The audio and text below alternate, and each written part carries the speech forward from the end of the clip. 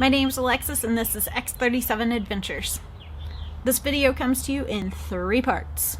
Part 1, papermaking. A long time ago, I started making paper with my hands. It was fun.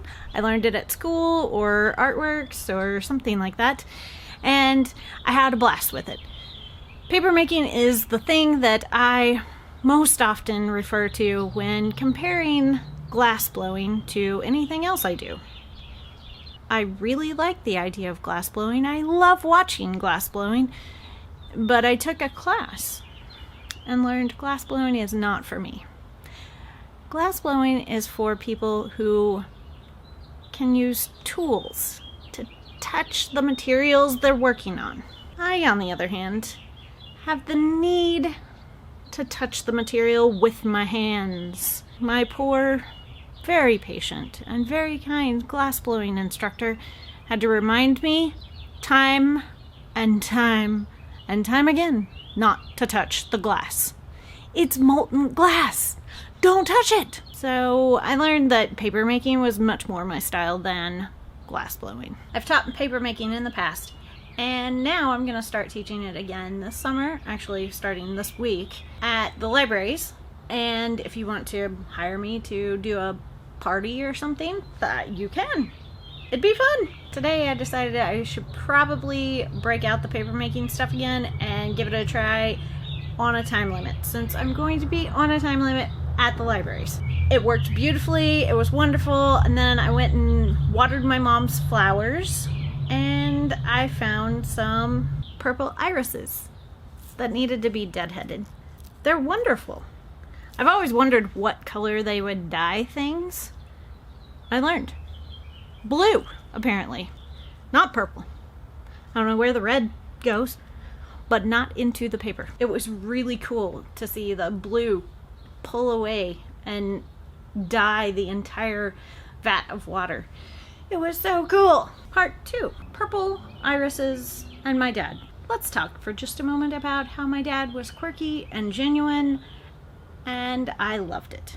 Landscape architecture was one of his many passions, and thus so we had an entire system of ponds and pools and fish and waterfalls and streams in our backyard. It was awesome. Interestingly enough, that's not really what he's remembered for.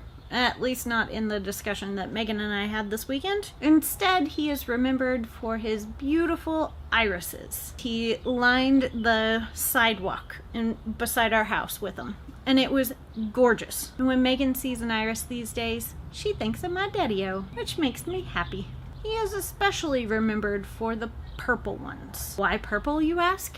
Because that man was a K-State Wildcat through and through. Purple and silver, everything. So when I saw the irises that were in my mom's garden and they were in need of a second life, of course I had to give them a second life in the paper that I made today. I love how this paper turned out, but I really love the fact that it incorporates my dad's irises. Thanks for saving them, Mom, and thanks for collecting them, Dad. Megan, thanks for the great conversation this weekend and for reminiscing with me about my daddy-o. I love you. Part 3, photography and videography. The more invested I get in videography, the more gadgets I seem to need. And my dad was the king of gadgets. The king! If I had known the amount of collections that he had at the time, I would have made him a collection crown. After he passed away in 2008, we sold some of his collections because we didn't need them.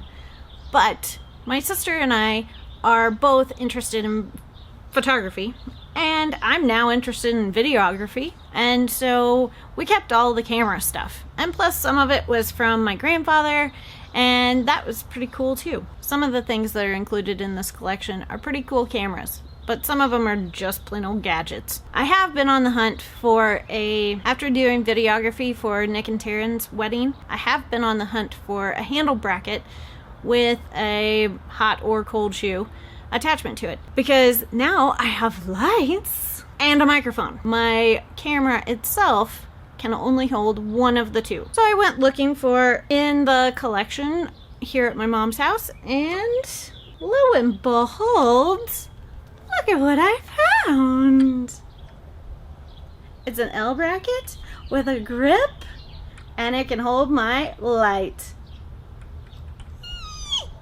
I'm so excited. When I pulled it out of the box, I realized that the trigger was broken. It's actually supposed to have a trigger right here where you can push a button, this one, and then it will go and make the camera take pictures, which is great.